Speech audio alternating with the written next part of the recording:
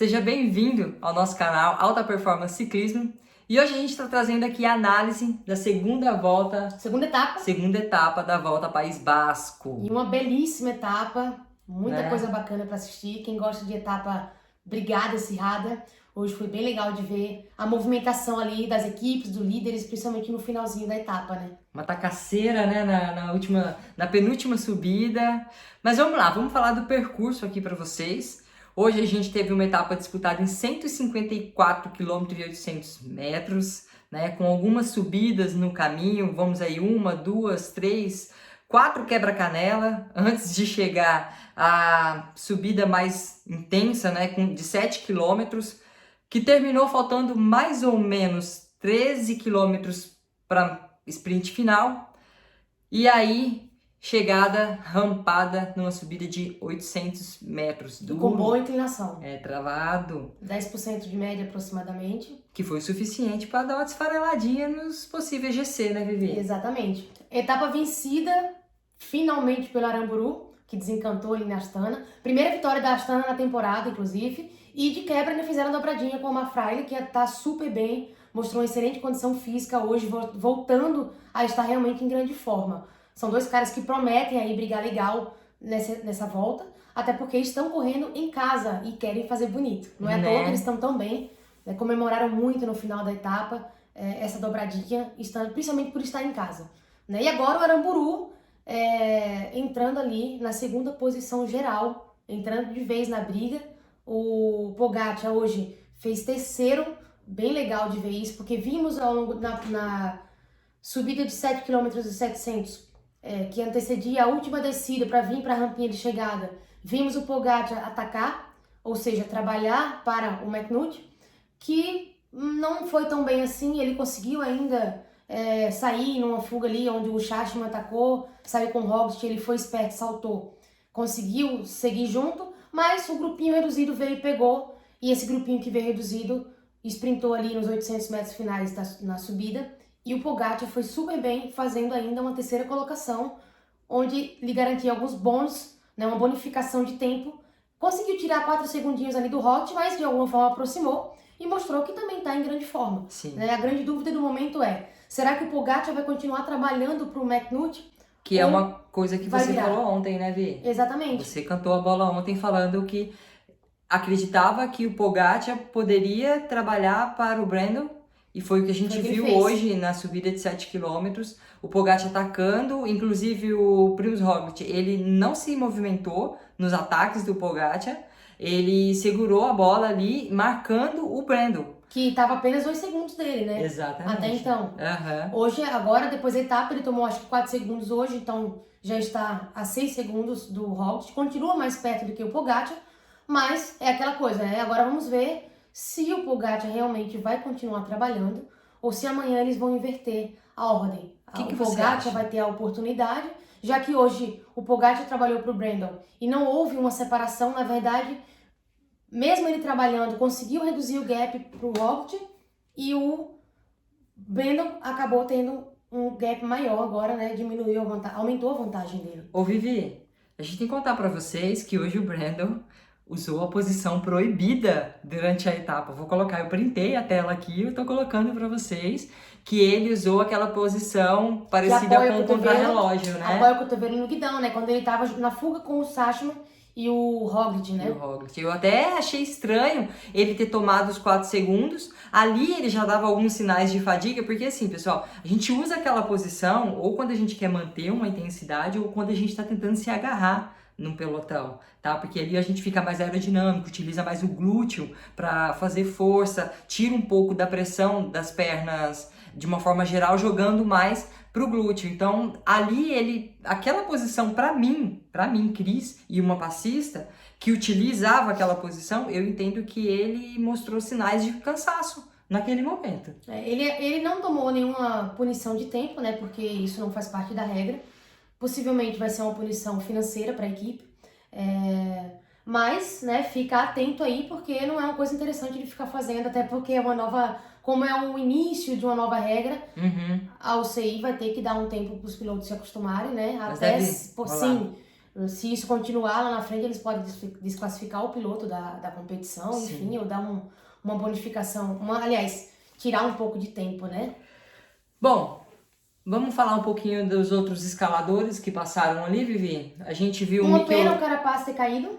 apesar do Carapaz não estar ali na volta, eu não vejo ele para brigar por um GC, é importante ele estar junto pro Adam Yates se sentir mais seguro. Eu acho E não que toma tempo, né? Porque se ele toma tempo, já é um cara que às vezes pode atacar e aí os principais líderes não vão atrás, não vão gastar com um cara que tá distante, né? E ele tomou algum tempo hoje depois que caiu, se recuperou e levantou, né? E acredito que hoje o Carapaz aprontaria alguma coisa na chegadinha ali. Ele estando junto, ele é um Sim. cara muito aguerrido, faria alguma graça ali pra tentar, de repente, se posicionar melhor e ajudar ainda mais o Adam Yates, né? Que não apareceu muito bem hoje, chegou num grupo ali, junto com o Valverde e tal, mas não entrou nos 10. Enfim, não tomou tempo, né? Achei o Valverde, o Yates bem Cauteloso, né? cauteloso hoje. Inclusive, uma observação interessante, eu vi o Primoz sozinho na parte, já na subida. O Jonas Vingegaard estava lá, junto com ele no pelotão, mas sem condições de trabalhar. Chegou uma hora que teve um corte realmente, mas eles chegaram até entrar na rampinha final, eles estavam no mesmo pelotão na hora que estavam descendo para buscar. Só que na hora da chegada, o Roglic ainda fez sexto, se não me engano, e o Vingegaard ainda tomou 4 segundos, né? Ou seja, ele realmente não tinha hoje para conseguir ajudar alguma coisa ali nos quilômetros finais. O Landa chegou em 8º hoje. Surpreendeu, chegou tá andando bem, muito bem, mostrando né? que continua em boa forma. O que ele mostrou ali na Tirreno tá seguindo, tá fluindo legal. Tô bastante pro Landa. Chaves tomou tempasso ontem no contrarrelógio, tomou já um bom tempo hoje. Não, o Chaves ele chegou a 19 segundos. 19 segundos hoje. Hoje então. Mas hoje não era uma etapa para ele tomar 19 segundos. Não era para tomar tanto tempo assim. Né? O Chaves eu acho que não está acompanhando a evolução que o pelotão vem apresentando, porque é fato que uma volta após a outra o pelotão vai evoluindo. Vai evoluindo. Né? Esses atletas, é interessante vocês saber que eles não estão no 100%. Eles guardam essa cereja do bolo para as grandes voltas, que seria Tour de France e Giro de Itália. E aí eles se dividem, né? Alguns vão para o Giro, outros vão para o Tour de France. Então, a gente está aí em abril, é fato que, por exemplo, o Carapaz ele está se preparando para um Giro, né? Então ele não tem como estar 100% agora. O Pogacar, o Primoz está se preparando para um Tour de France. Então essa performance que a gente está vendo agora, ela tem muito a evoluir ainda, com absoluta certeza. O Valverde, a gente viu que a Movistar começou a tentar, pegou a ponta ali antes de entrar na subida mais longa, tentou controlar, mas não teve jeito, as outras equipes não queriam o Valverde para a chegada, inclusive a Astana, porque estava muito afim de ganhar essa etapa e teve uma super estratégia. Então não conseguiu, o Valverde acabou gastando mais do que deveria, né? E aí, na chegada, ele conseguiu apenas a 10ª colocação. Mas normal, né, para a etapa de hoje, do jeito que ela se desenvolveu. Sim. E quem mais do GC, Cris? Uma observação, o atleta da Astana, além de estar muito bem fisicamente, ele foi muito inteligente. Muito. Né? Ele atacou no final da subida. A gente sabe que quando você faz uma descida, se você estiver forte, é melhor você descer sozinho do que em pelotão. Por quê? Porque você escolhe a tangente que você vai fazer, você tem a pista inteira para você. Você consegue ser mais agressivo na descida, Exato. né? E o pelotão, quando desce ali 10, 15, 20 atletas, eles têm que ser um pouco mais cautelosos, eles respeitam mais o espaço, você não consegue jogar para tudo quanto é lado. Mergulhar, né? Exatamente. Então ele foi muito, muito inteligente nesse quesito, que inclusive durante, né, a sua fuga e até chegar à vitória, em alguns momentos ele chegou a assumir a liderança. Isso. Né? Ele chegou a assumir a liderança até 35 virtual, né? segundos, 35, 36 segundos Isso. na frente. Não chegou com esse tempo, né? Porque a subidinha, ele já vinha aqui, então para sustentar ali no finalzinho foi duro, principalmente os últimos 200 metros. Ele olhava para trás, rezando pro pelotão não tá chegando a top, né? A funda atrás dele. Conseguiu garantir pela vantagem que ele abriu antes, então foi bem legal ver isso. E amanhã? Amanhã, alguns rampetezinhos, mas nada muito duro antes, né? E só que o final... 2 quebra-canela antes, né, da chegada. Isso. 2 subidinhas assim, que não tem tanta inclinação. 2 quilômetros 2 quilômetros, com 5% mais ou menos. O pelotão passa ali rampado. Só que no final, chega ao alto, com uma subida de 3 km. Aproximadamente. 3 km com uma média de inclinação mais dura. 10%. Isso, e aí é onde realmente vai fazer a diferença. Vamos ver quem vai fazer o quê, né? Mas já é uma chegada ao alto com um tempo... Hoje foram apenas 800 metros, né? Vinha de um mergulho grande ali na descida para pegar 800 metros de subida. Amanhã já é diferente. Eles não vêm de uma descida tão longa assim, mas eles chegam numa subida de 3 km bem travada. Então a estratégia muda.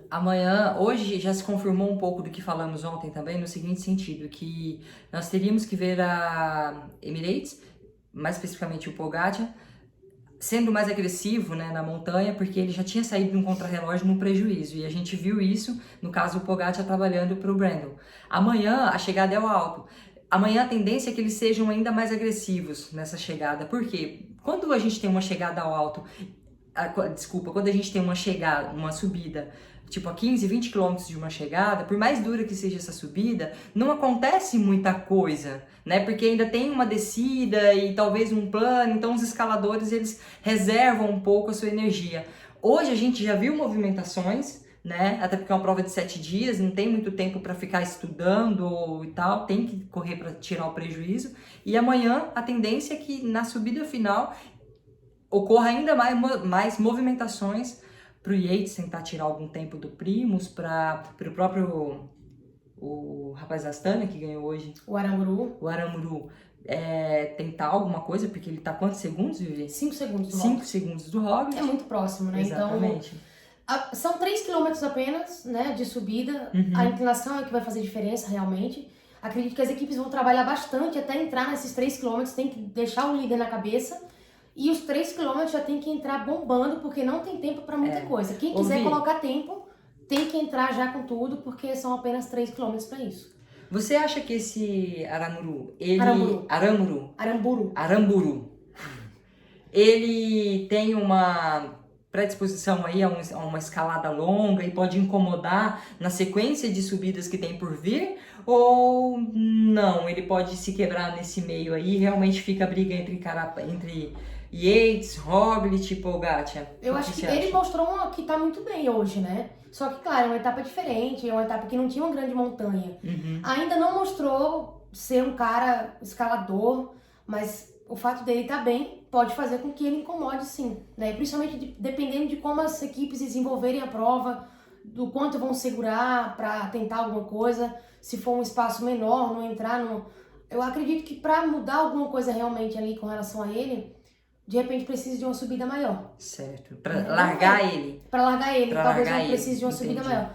Difícil é saber se ele vai acompanhar um Roglic ou até mesmo um Pogacar numa subida de 3 km, que eu acredito que o Pogacar tem uma grande chance amanhã de já partir pro tudo, faltando quando eu entrar nessa subida de 3 km. Sim. Porque acho bem a cara dele isso aí. Então, é isso aí. Vamos ver. Amanhã eu acho que temos grandes emoções nos últimos 3 km, porque não dá tempo de pensar muito. Não dá. Tem que entrar e entrar com tudo. Porque se deixar pro quilômetro final, não vai dar tempo pra muita coisa, né? E a etapa tá rolando, a prova tá rolando, apesar de ter muita etapa ainda. Tem muita água pra rolar, muita coisa pra desenvolver, principalmente porque cada etapa é totalmente diferente uma da outra, né? Mas eu acredito que a briga vai ser boa ainda, vai ser muito boa. Ela tá só começando. Exatamente. Gente, deixa aí sua opinião, o que vocês acharam da vitória do Aramburu? Ai, acertei!